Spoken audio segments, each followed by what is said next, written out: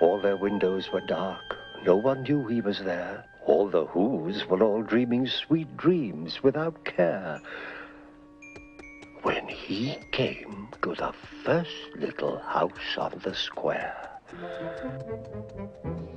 This is stop number 1. The old Grinchy Claus hissed as he climbed to the roof, empty bags in his fist.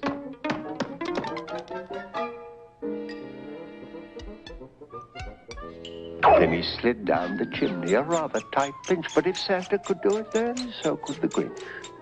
He got stuck only once, for a minute or two. He stuck his head out of the fireplace flue where the little Who stockings hung all in a row. These stockings, The Grinch are the first things to go. Then he slithered and slunk with a smile most unpleasant around the whole room, and he took every present. Popguns, pampooners, pantookas and drums, checkerboards, bistlebinks, popcorn and plums. And he stuffed them in bags. Then the Grinch very nimbly stuffed all the bags one by one up the chimney.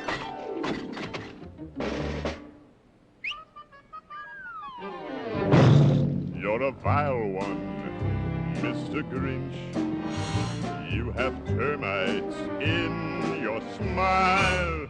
You have all the tender sweetness of a seasick crocodile, Mr. Grinch. Given the choice between the two of you, I'd take the, seasick crocodile.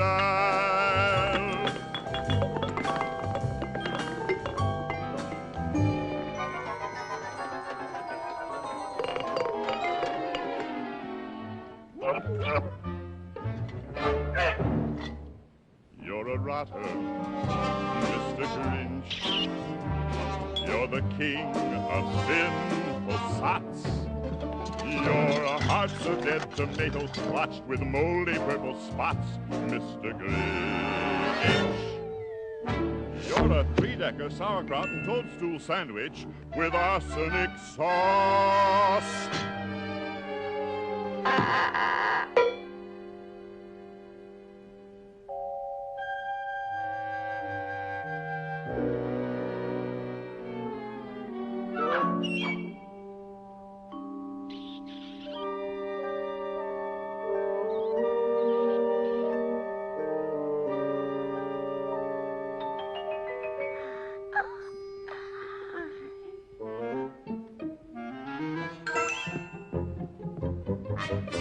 Then he slunk to the icebox.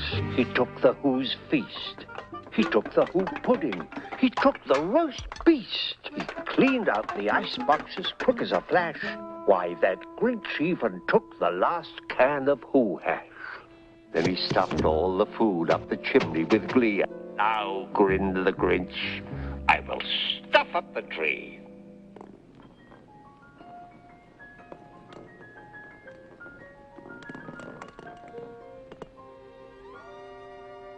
As the Grinch took the tree, as he started to shove, he heard a small sound like the coo of a dove. He turned around fast and he saw a small Who. Little Cindy Lou who was no more than 2. She stared at the Grinch and said, Santa Claus, why? Why are you taking our Christmas tree? Why? But you know, that old Grinch was so smart and so slick. He thought up a lie and he thought it up quick. Ay, my sweet little tot, The fake Santa Claus lied. there's a light on this tree that won't light on one side. So I'm taking it home to my workshop, my dear. I'll fix it up there, then I'll bring it back here. And his fib fooled the child. Then he patted her head and he got her a drink and he sent her to bed.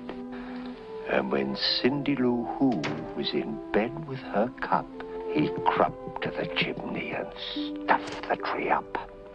Then he went up the chimney himself, the old liar, and the last thing he took was the log for their fire. On their walls he left nothing but hooks and some wire. And the one speck of food that he left in the house was a crumb that was even too small for a mouse. Then he did the same thing to the other Who's houses, leaving crumbs much too small for the other Who's mouses.